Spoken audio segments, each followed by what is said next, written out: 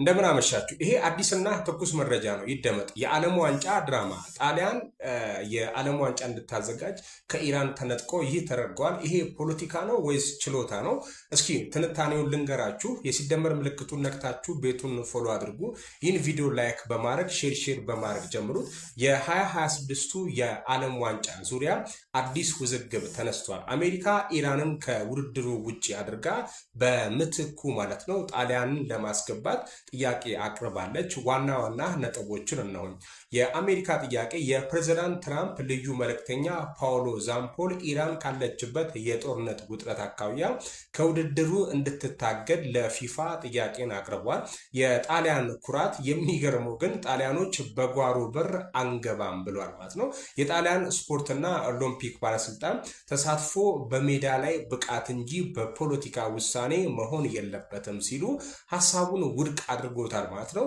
የፊፋ አቋም የፊፋ ውድድሩ በታቀደለት ፕሮግራም መሰረት እንደሚቀጥል በማሳወቅ ለጊዜው በሩን ዘግቶታል ማለት ነው።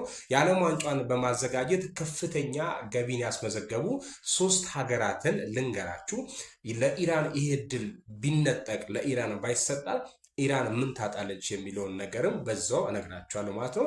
የዓለም ዋንጫን ያዘጋጁ ትላልቅ የዓለማችን ሀገራት የኢኮኖሚ መነቃቃትን አሳይተዋል። የዓለም ዋንጫን ሲያዘጋጁ በዚህ ደረጃ ከፍተኛ ገቢን ካስመዘገቡ ሀገራት ውስጥ የመጀመሪያውን ልንገራችሁ። ጀርመን በ2006 ወደ 3.7 ቢሊዮን የሚጠጋ ገቢ አግኝታለች። በቱሪዝም እና በመሰረተ ልማት ግንባታ ረገድ ትልቅ ስኬት የታየባት ሀገርም ነበረች። ሩሲያ በ2018 የሩሲያ ኢኮኖሚ ከውድድሩ ወደ 14 ቢሊዮን በላይ ትርፍ ማግኘቷን ሪፖርቶችን ያሳያሉ። ኳታር በ2022 ታሪክ ከፍተኛ እንግዲህ ወጪ ነበረባት። እስከ 200 ቢሊዮን በላይ ብታወጣም በንግድና በቱሪዝም ረገድ ግን እስከ 17 ቢሊዮን በላይ ገቢን ማግኘት ትችላለች ማለት ነው።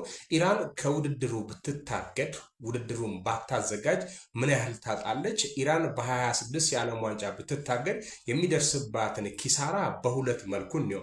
የመጀመሪያው ቀጥታ ኪሳራ ፕራይዝ መኒ የምንለው አንድ ሀገር ለዓለም ዋንጫ በማለፍ ብቻ በትንሹ ማለት ነው 9 ሚሊዮን የምትቀበል ሲሆን ወደ ቀጣይ ዙሮቹ ደግሞ የማለፍ እድል ካገኘች ከ42 ሚሊዮን ሊያርግ ይችላል። የሌላኛው የእጦት ወይም የኪሳራው ሌላኛው መንገድ ስፖንሰርሺፕ እና ማስታወቂያዎች ነው። የኢራን ብሔራዊ ቡድን ከማስታወቂያና ከተለያዩ ትጥቅ ስፖንሰሮች ሊያገኝ የሚችላቸውን ከ20 ሚሊዮን በላይ ገቢ ሊያጣ ይችላል ማለት ነው። በአጭሩ ኢራን ከውድድሩ ብትታገድ በትንሹ ማለት ነው ከ30 እስከ 50 ሚሊዮን በላይ የኢኮኖሚ ኪሳራ ይደርስ ልታገኝ የነበረውን ሳታገኝ ትቃለች ማለት ነው። ቀን ሚያዝያ 16 2018 ዓ.ም ምንጭ ቲአርቲ ሪፖርት ነው። ይህንን ቤት ፎሎ አድርጉ። መረጃውን ከወደዳችሁት ቪዲዮን ላይክ በማድረግ ለጓደኞቻችሁ አጋሩ። ይሄ ዋንቱ ኒውስ ነው። አመሰግናለሁ።